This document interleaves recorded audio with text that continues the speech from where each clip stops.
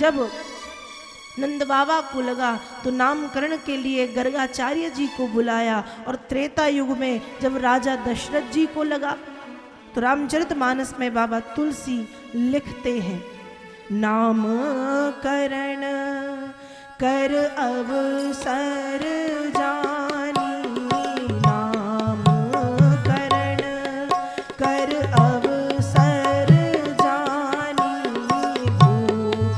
भूप बोली पठ ये मुनि ज्ञानी, भूप बोली पठ ये मुनि ज्ञानी, नामकरण कर अवसर जानी, नामकरण कर अवसर। नामकरण संस्कार हुआ। नंद बाबा को लगा तो गर्गाचार्य जी को बुलाया। त्रेता युग में जब महाराज दशरथ जी को लगा तो गुरु वशिष्ठ जी पधारे हैं और गुरु वशिष्ठ जी ने आकर के दशरथ जी के 4 पुत्रों का नामकरण संस्कार किया है। राम, भरत, लक्ष्मण, शत्रुघ्न। मानस में बाबा तुलसी लिखते हैं, धरियु नाम गुरु हृदय विचारी, वेद तत्व नृप तव सुतचारी। महाराज, आपके घर में कोई साधारण बालक नहीं है, साक्षात 4 वेद आपके पुत्र बनकर के पधारे हैं। नामकरण संस्कार किया है गर्गाचार्य जी महाराज ने किया भगवान का। नंद बाबा ने गर्गाचार्य जी को, राजा दशरथ ने गुरु वशिष्ठ जी को बुलवा करके नामकरण संस्कार किया। मेरे कहने का मतलब यह है कि देखिए, नामकरण जो संस्कार है वो बहुत महत्वपूर्ण है 16 संस्कारों में। इसलिए जब हमारे घर में बालक और बालिकाओं का जन्म हो तो अपने गुरुदेव के द्वारा, अपने पुरोहित के द्वारा, या गुरुदेव और पुरोहित ना हो तो अपने घर के किसी बुजुर्ग बड़े के द्वारा अपने बालक बालिकाओं का हम नामकरण कराएं, या उनसे ना करा पाए तो हम खुद भी जो नाम रखें भी बहुत सोच समझ करके रखें, क्योंकि नाम का प्रभाव बालक और बालिका के मन मस्तिष्क पर पड़ता है, शरीर पर पड़ता है। इसलिए नाम सोच समझ के रखना चाहिए। नाम का प्रभाव विशेष पड़ता है। अब मानो एक बात, किसी बच्ची का नाम बचपन में आपने स्वीटी रख दिया, ठीक है, बचपन में चल रहा है, जवानी में चल रहा है। अब 80-90 साल की दादी अम्मा हो गई और स्वीटी कोई कहे तो कैसा लगे? अच्छा लगेगा? नहीं, ये एक विनोद का विषय है। लेकिन नाम, माता पिता बच्चों को प्यार से बहुत कुछ कहते हैं, वो ठीक है, लेकिन नामकरण किसी पुरोहित से, किसी अपने गुरुदेव के द्वारा, अपने घर के बुजुर्ग बड़े लोगों के द्वारा ही कराएं। और यदि ना कराएं, खुद भी यदि रखें तो सोच समझ करके रखें, क्योंकि नाम का प्रभाव बालक और बालिका के मन मस्तिष्क पर पड़ता है। पूर्व समय में जब गुरुजन आकर के नामकरण करते थे तो वे नाम ऐसे ही नहीं रख देते थे।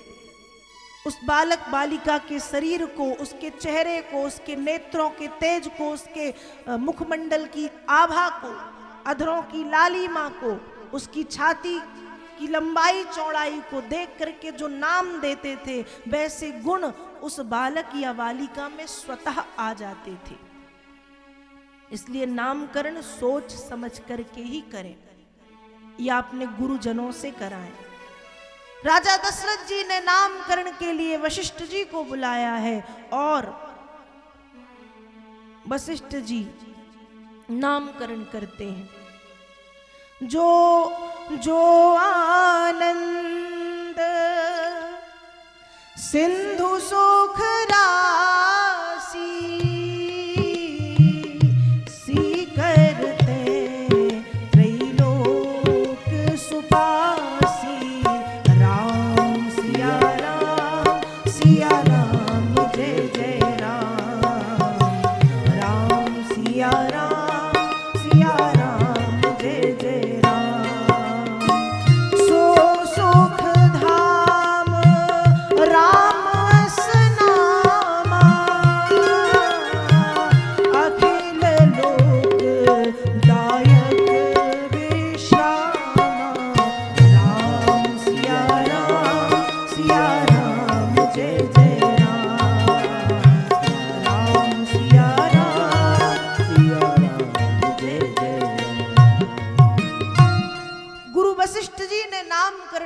संस्कार किया है राजन, ये जो आपका पहला पुत्र है ये आनंद का सिंधु है, आनंद का समुद्र है, आनंद का भंडार है, आनंद को देने वाला है, इसलिए इसका नाम है राम।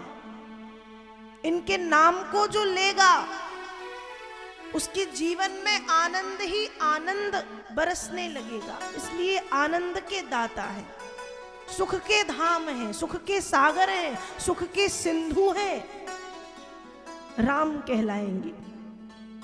और राजन ये जो आपके दूसरे पुत्र हैं, विश्व भरण पोषण कर जोई, ताकर नाम भरत अस होई।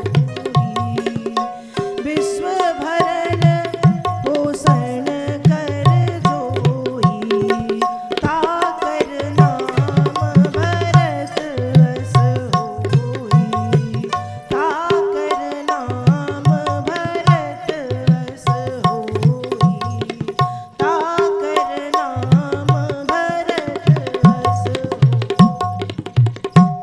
ये जो आपके दूसरे पुत्र हैं, विश्व भरण पोषण कर जोई, ताकर नाम भरत अस होई, ये संसार का पालन और पोषण करेंगे,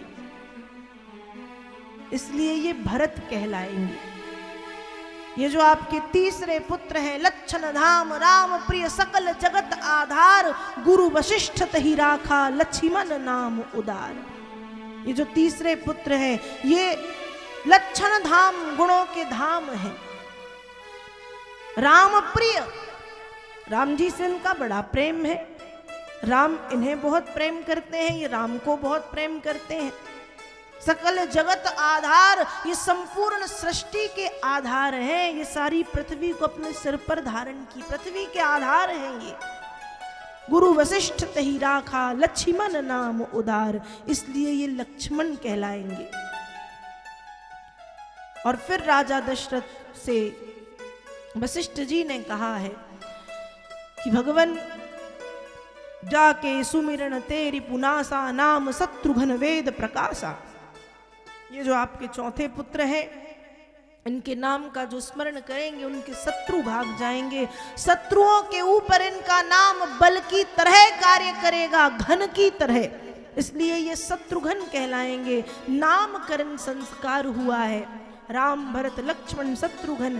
तो देखिए नंद बाबा ने बुलाया गर्गाचार्य जी को, दशरथ जी ने बुलाया गुरु वशिष्ठ जी को, तब जाकर के नामकरण संस्कार हुआ, जिसका हमारे जीवन में विशेष महत्व है। तो उस तरह से प्रभु का नामकरण संस्कार और नामकरण गर्गाचार्य जी ने गौशाला में कराया है।